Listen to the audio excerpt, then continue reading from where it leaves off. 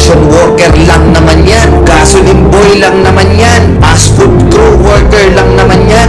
Kutya, nagkaroon na tayo ng maganda-gandang klase ng trabaho, akala na natin kung sino na tayong entitled sa mundong to. Minamaliit natin yung mga taong mas mabababa yung sa atin. Pagkakaalam ko kasi, wala kang karapatang maliitin o matahin yung trabaho ng iba hanggat nagtatrabaho sila ng marangal. Walang trabahong madali. Lahat nagdadaan sa hirap.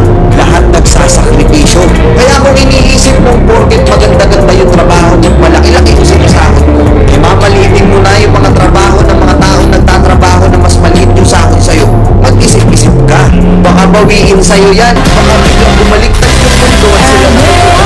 Kahit anong trabaho mo, magpakumbaba ka pa rin. Bilog ang mundo, hindi palaging nasa taas ka. Kaya hanggat maaari sa lahat